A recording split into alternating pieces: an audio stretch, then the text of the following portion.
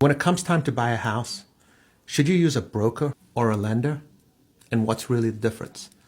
So I've been a loan officer for over 25 years, and at least 20 of those years, I have been a lender. So I'm going to tell you right up front, I am a little biased. What the difference is a broker will take an application, and when it gets the application, we'll shop that out to a bunch of different lenders. And each lender will basically have a rate and a program that they can put that loan through. They never take possession of the file. They'll take that file, they will send it to that lender, they will get it underwritten, and they will take a transaction fee. What a lender will do is a lender will take that same application, but we only have one set of guidelines and one set of interest rates, and whatever we're offering is what the customer will get.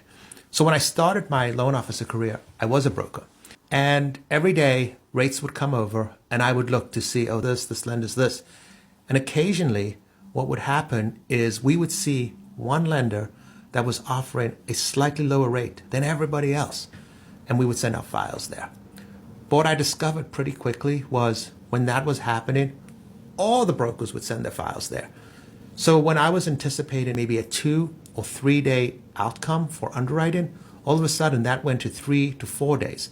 And that didn't happen all the time, but there was always this question of what's going to happen once I send the file there. And if their guidelines are changed, I'm going to have to get that file back and send it to another place. As a lender, we have one set of guidelines, one set of rates. What we really offer is boring, consistent outcomes.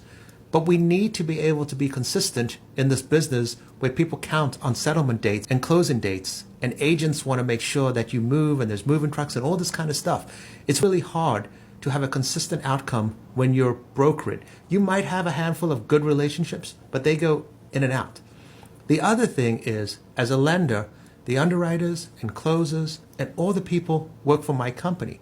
So if we have a situation where we have to close because of something random, somebody's moving, there's a contingent offer, there's something going on, I can go to the closers and the underwriters and I can go, hey, this is what we need to do on this date and we have to prioritize this. If I was a broker, I have to call to another company and ask somebody to do a favor.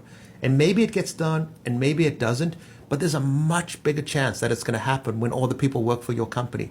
Also, if I don't feel that's happening, I can go to management and I can go, hey, management, this is my situation. I need you to get these people which work for this company to stop what they're doing and work on my file because of these given situations. It is a much more predictable outcome and much cleaner.